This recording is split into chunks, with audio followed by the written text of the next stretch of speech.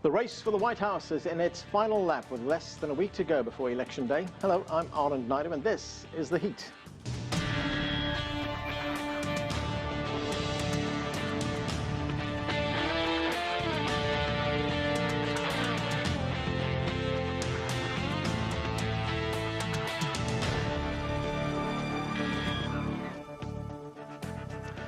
US President Donald Trump and his Democratic challenger Joe Biden held dueling rallies Friday in battleground states as they each make their case for last-minute votes. Nearly 90 million Americans have already cast their ballots in the closely contested state of Texas. More than 9 million people have voted, surpassing the total turnout from the 2016 general election. To talk more about the presidential race, let's bring in our panel. All of our guests joining us here in Washington, D.C. John Sitilides is a geopolitical strategist with Trilogy Advisors. Steve Chaggaris is an analyst and political editor of Al Jazeera Online. And Joseph Williams is senior news editor at U.S. News and World Report.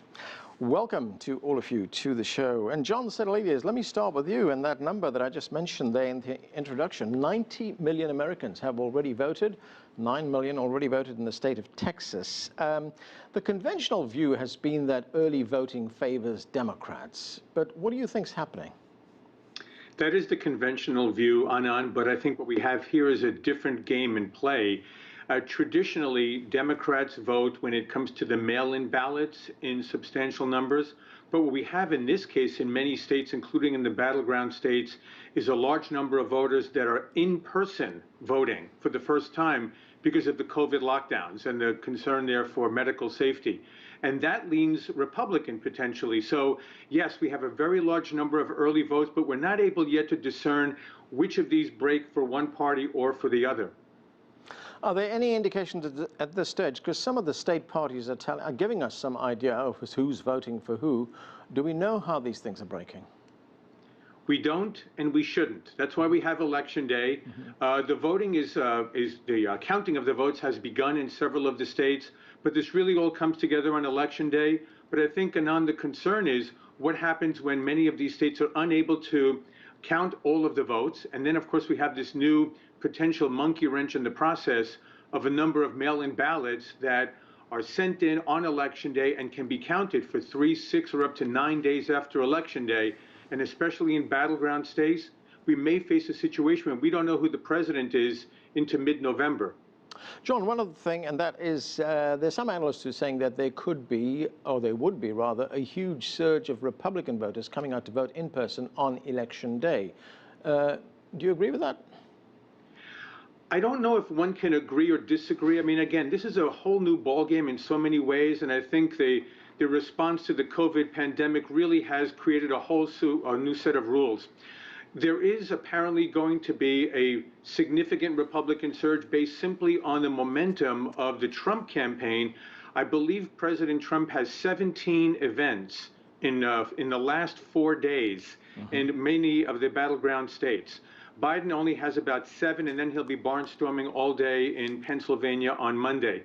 But the sense is that Republicans traditionally adhere to voting in person on Election Day. The momentum right now is on President Trump's side. And in many of these battleground states, Anand, Trump is believed to still have room to grow. There are large numbers of rural voters who either haven't voted in many cycles or have never voted for a Republican before. And there's a major push, a very aggressive ground game by the Trump forces, and really a lack of a similar ground game by the Biden forces in these states. Okay, at this stage, let me bring in Joel Rubin. He is a Democratic strategist and former Deputy Assistant Secretary of State with the Obama administration. Joel, nice to have you on the show. We've just been talking about the high number of people who have already voted in this election, 90 million so far. It's just a few days left for voting, and we see these record numbers. In fact, Politico, the political newspaper, reported that Democrats have opened up a yawning gap over Republicans in 6 key swing states. Does this bode well for Joe Biden?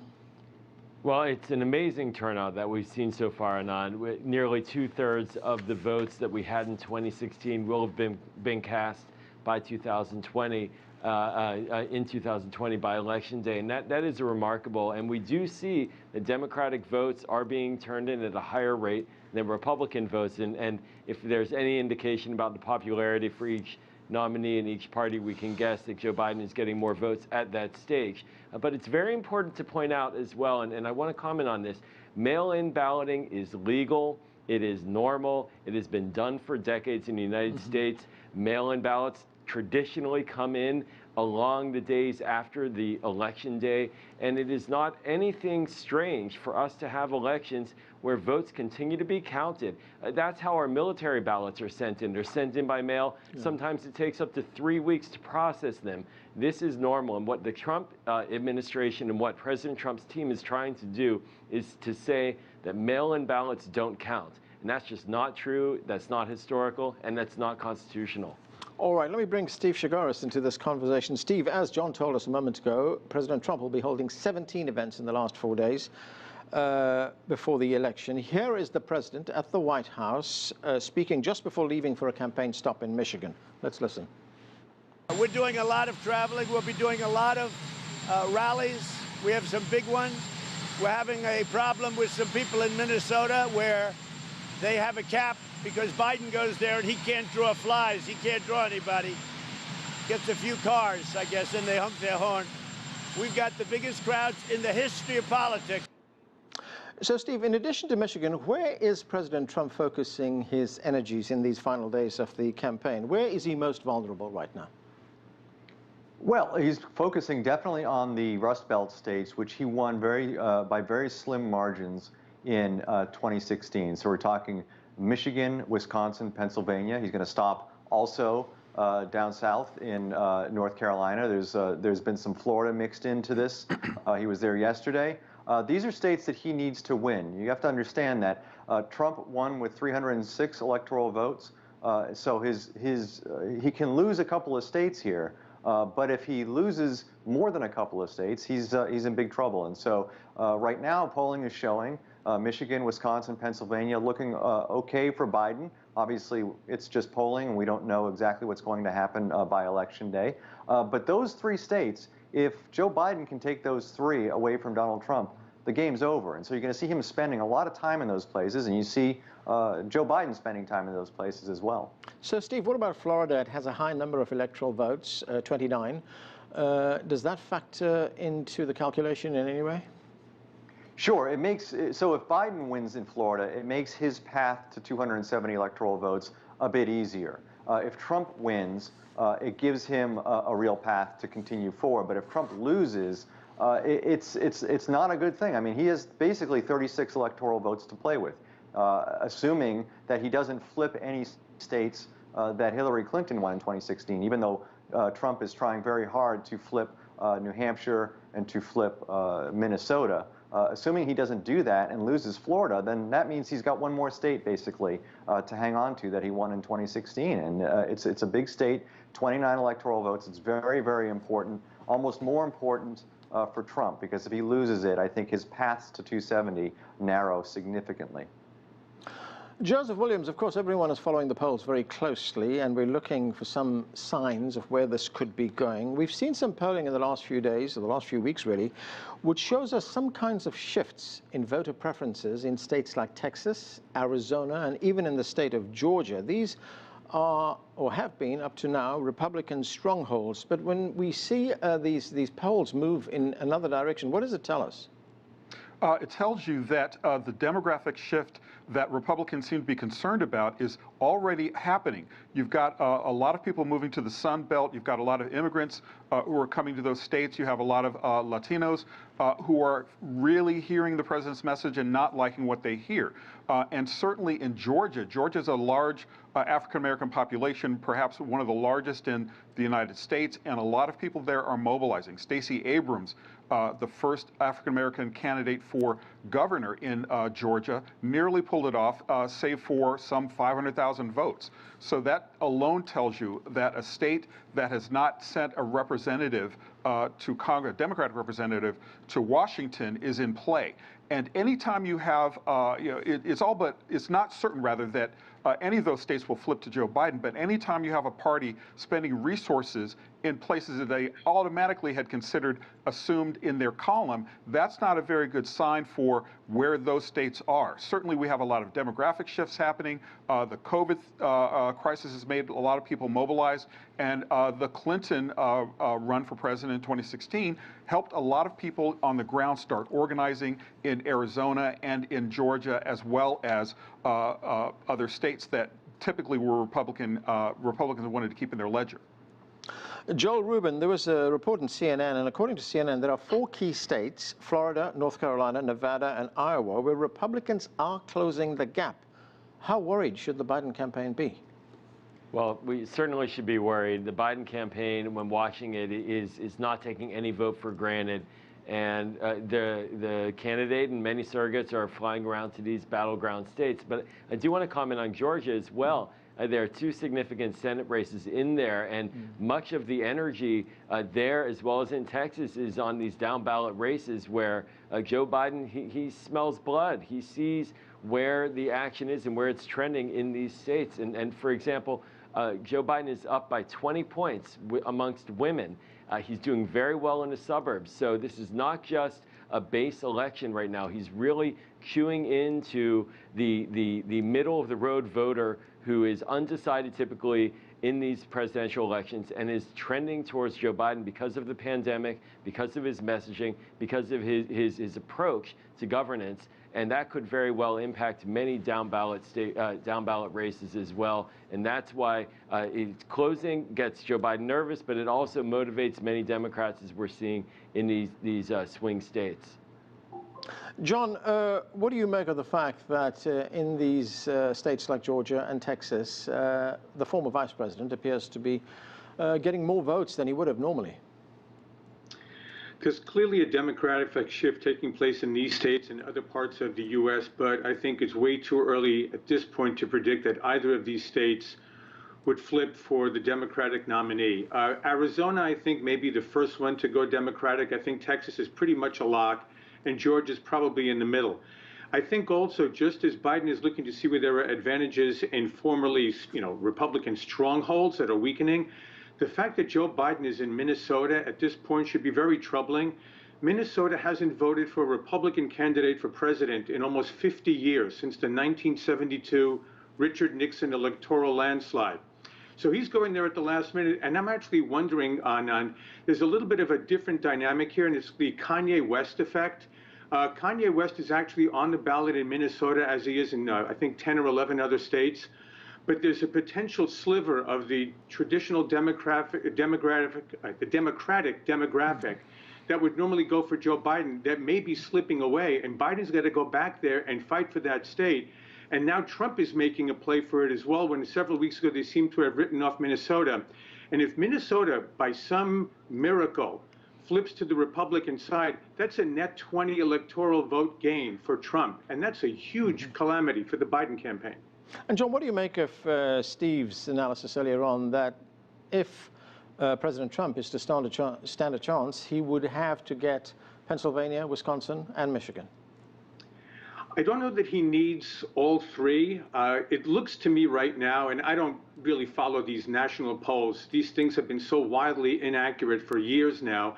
I do think they reflect general trend lines, and I wouldn't doubt that Joe Biden has a significant lead in national polling in terms of 5 to 7 points ahead in the popular vote. But as we remember in 2016 and read our Constitution regularly, that doesn't matter. It's the Electoral College.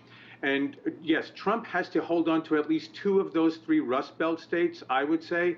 And right now, I think he's in a good position given his momentum. He's cut the Biden lead in half in the last 2 weeks.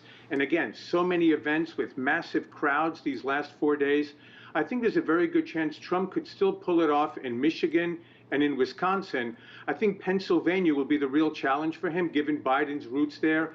And the fact that Biden will be there the last 2 days. Trump is fighting for that state. And it seems to me right now that the polling trends indicate that Florida and North Carolina both will go for Trump on Election Day. Steve, what do you make of the third-party vote? John was talking about it a moment ago, the votes that might go to Kanye West. Could that undermine the Biden chances? It doesn't look like that's the case this year. If you remember in 2016, when we were looking at the final pre-election polls, there were a lot of questions about the undecideds. People hadn't made up their mind yet, and we saw in the final exit polling after the election, after Election Day, that nationwide about 13% of the country had made up their minds in the final week, and a lot of those people broke for Donald Trump. So we're not seeing a lot of undecideds, and we're also not seeing a lot of people in polling parking their votes with the third-party candidates, mainly because the candidates this year aren't of the same, let's say, caliber as they were in 2016. Gary Johnson, who was the Libertarian nominee, was a popular former governor of New Mexico, and Jill Stein, who was the Green Party candidate, had run already previously in 2012, so she was a somewhat known factor. And so they actually siphoned significant number of votes away from Trump, probably more Clinton than Trump, but right. Both of them. And we're not seeing that this year. So it's hard to say, but I doubt we're going to see a lot of third-party impact this year in the final vote. One other group I want to talk about, Steve, and that is the Latino vote. Roughly 32 eligible Latino voters. How vital are these voters for both candidates? Extremely vital, and especially if you're speaking of specific states, and we're really talking about is Florida, Texas, and Arizona. But the Latino vote in those states is a different, they're a different vote. In Florida especially, Latino voters, at least Cuban voters and some others, tend to vote Republican. So Republicans run a little bit stronger among Latino voters in Florida. Democrats have to fight for the Latino vote pretty hard in Florida. Hillary Clinton did fairly well overall statewide among the Latinos in Florida, and then the polling that we're seeing this year for Biden is he's actually lagging behind Hillary Clinton, and Democrats are very, very worried about that. They figure that could be impactful if he can't pick up the numbers elsewhere in the state. What we're seeing in polling right now is he's making it up among older voters and among suburban voters and women voters, but if he can't bring that Latino number up in Florida, that could be a problem for Biden down there. Joseph Williams, I'm going to talk about how the coronavirus pandemic is going to impact this election. But first, I want very quickly, if you could give me your view on those Midwestern states that we've been talking about. Well, it's hard to disagree with anything that's been said already. Certainly, you have a very strong Trump presence there, former factory workers, the white working class, people who are really upset about how the economy has gone, and they see Trump in there throwing blows, throwing elbows on their behalf. That being said, there's a lot of pain out there, and the pain seems to not be alleviated, particularly when you look at the fact that a Congress under Republican leadership and President Trump himself have not signed on any kind of relief package in the late innings, even though Trump said that he'd wanted one. Republican Senate Majority Leader Mitch McConnell says, no dice. We have to wait until after the election.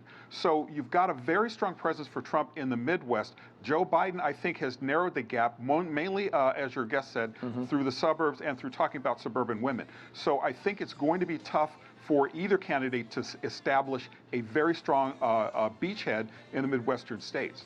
Right, Joseph, I want to stay with you to look at the impact that the coronavirus pandemic is going to have on this election. And when we look at the numbers, it's 9 million infections since this pandemic began. The numbers are going up every day. In fact, for the fourth day running, that's on Friday, we had 90,000 new cases. When we look at some individual states, Wisconsin has the highest rate in recent cases. Hospitals in Iowa are up to capacity. President Trump says, look, the virus is vanishing. We've heard that this election is effectively a referendum on how the president has handled the pandemic. Are you surprised then at the high level of support that the president still has? In an ordinary year, in 2019, I would say yes. In 2020, nothing is a surprise. And quite frankly, I think the president's determination to create an alternate reality around the coronavirus has really served him well in some places that would be very surprising. I mean, if he behaves normally, if he acts normally, if he has a rally at the foothills of Mount Rushmore, that speaks a lot. That's a lot of really election campaign engineering, and the fact that masks have been made a political issue. Right. President Trump himself has talked about wanting to wrestle the virus to the ground, and he himself says that he's done it. And among his true believer supporters, that's a fact. That's a known thing. And it's a little disturbing that we have such a great divide on the virus, particularly when you have 1,000 people dying per day, 1,000 people per day. Yeah. And we're at numbers we haven't seen since the early start of the pandemic. And you have voters in places like Georgia lining up around the block, keeping socially distant, because the virus is taking a longer time for you to cast your vote. You have to wait. They're only allowing a certain number of people inside precincts. So I think it's having a definite boosting effect among his supporters because he's very much created this narrative that he's got it under control and he himself has managed to beat the virus back. But also I think it's been a rallying cry for black voters, mainly because the pandemic has been unequally ravaging their communities. And so you see the determination in people lining up around the block and waiting 5, 6, 7, 10, 12 hours even just to make their votes known because they are so irritated and upset and enraged at how this virus has been handled. Joel Rubin, here is Joe Biden talking about the pandemic and Trump's handling of the outbreak. Let's watch this. And then, when he was told for the first time that we're like we did today, 1,000 deaths a day, remember what his comment was? He said, "It is what it is." Well, it is what it is because he is who he is. That's why it is what it is. So, Joel, we know from polling that the American people are deeply unhappy with the manner in which President Trump has handled this pandemic, and that's putting it very mildly. But why hasn't Joe Biden been able to capitalize on this? He should be having a much bigger lead. Well, Joe Biden has a lead of 7 to 10 points nationally, and even 4 years ago, the national polls were correct on the overall number of votes and of support for Hillary Clinton, even though she lost on the Electoral College. So clearly he has a lead. You know, what Donald Trump is doing on the campaign trail is criminal. He's holding super spreader events. There's no protocol. People aren't wearing masks. His vice president's office is now essentially a hot spot. And he continues to go out and tell the American people that they should do what they do. He's got it under control, but it's out of control. It's very dissonant, and it's very dangerous. And for Democrats, it's very mobilizing, and not in the way we want. We don't want to have to mobilize in order to basically save our country's health. But that's what it is. And the president's failure in this is cataclysmic. And Joe Biden, he's doing quite well in making the argument that his #1 priority will be to stop this virus, while Donald Trump's saying the virus doesn't exist. And I think Americans are understanding, they live in it on a daily basis, that this virus still very much exists. John, what's your view on the role this pandemic will play in the election? It's central. It really is central. Certainly to the Democrats, we look at it that way. It's impacting our economy. It clearly has had a role in terms of the protests that we've had over the past several months where people are frustrated and angry. And the Congress is at a stalemate because the Congress doesn't know how to deal with it and how to get our economy going and get us back and healthy. This is not going away. John, what do you make of it? Is this hurting the president? No, I don't really think so. Certainly not with his base. You know, remember in 2016, the semi-comical line about how he can shoot someone dead in the middle of Fifth Avenue and he wouldn't lose any votes. I think much of the Trump base is looking to see how we balance the right kind of protective measures to ensure that we slow the spread of a virus that cannot be stopped. I mean, anybody who understands the history of viruses know you don't drop a guillotine on it and it dies. So it's going to spread, and to make sure that it's done as slowly and as carefully as possible while we're protecting our vulnerable, our elderly, and our immunocompromised. But if we don't have a healthy economy, then what's the point of stopping a virus that will ravage John, American life? Waving, we can't Joel, wave I'll the get white you. flag I'll give you a on chance this. in a moment, Joe. Somebody speaking? Yes. Excuse me for speaking while you interrupt me. Let me finish my point, please. So I think the Trump voters are looking how we balance having as robust economy as possible and ensuring that people are able to go to work and to bring dignity into their lives and to have a paycheck and to avoid the kinds of suicides and drug abuse and alcohol abuse and depressions that are an attendant symptom, an after effect of COVID. So the whole world has not stopped over this virus. There has to be a balance, and I think that's how Trump is selling his message. And to the comments that he's made and some of the phrases that he's used, most Trump supporters don't take every word he says literally. They understand what he means when he sometimes uses hyperbole. Okay, Joel, but he's go the ahead. president, though. I mean, he's the president of the United States. I mean, his words matter. He's waved the white flag. Joe, I will get to you. Joel first. Go ahead. I mean, clearly the president's given up and is not trying to protect Americans' health. Mark Meadows this past week waved the white flag. And what was just said by John is not historically accurate. We can get control of the virus. Yeah. Other countries around the world are getting control. The president just doesn't make it a priority, and most people are aware of this as a danger to their health. And frankly, it's abysmal to have a president saying he can't control it. Okay, Joseph, go ahead. Well, I'm just saying, a president's words matter, and I think that's been part of the problem with the whole Trump presidency, is you're trying to decide if a tweet is policy, if his words are really serious. Yeah. That's not a way a presidency should run. Okay. The people believe them, they listen to him. And the other thing that I wanted to make very quickly is the fact that I've said this before on this program, the virus gets the last word. You can't have a functioning economy. People are losing their paychecks. People are staying home because the virus is not controlled. Steve, this is a big question. I'm going to move on to election night. That's November 3rd, the night of November 3rd. Varying opinions on whether we will have a result on that night. What do you think? Well, obviously, if this turns out to be what people are whispering about, or some people not whispering about as much, that this is going to be a Biden victory and perhaps a large Biden victory, we'll know pretty early on election night, probably around the time California's votes come in, or maybe a little bit afterwards. But look, this could turn out to be 2016 again, in the sense that there are a lot of close races. There are a lot of close races in battleground states.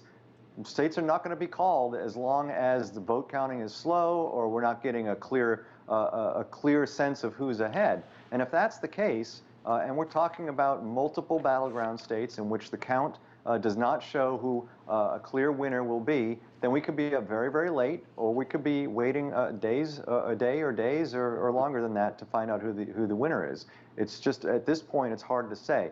I think if you were going to look at the polls and make a call, we'll probably know on Tuesday night. But polls have been inaccurate before, so we're all just going to be holding our breath, I think. Joseph Williams, this is an important issue, and we only have 40 seconds, unfortunately, but there are fears that violence might break out on election night in the wake of the results. I mean, if you just look at businesses here in Washington, D.C., downtown, including this building where I'm sitting in right now, it's all boarded up, people taking precautions. Do you think people are being overcautious, or is there a possibility of unrest? Well, there's always a possibility. I mean, certainly when we have what we had in the spring, not only the combination of a pandemic, the combination of a really hot Black Lives Matter protest, and a combination of white nationalists who, frankly, are being emboldened by the president. So I think the possibility of violence is always there. I think it's higher than normal. Do I think it's going to erupt in flames? I tend to doubt it, but I could be wrong. It is 2020 after all. Okay, and we're going to have to leave it there. Thanks to all of you for being with us. That is it for this edition of The Heat. I'm Anand Naidu in Washington, D.C. Thanks for watching.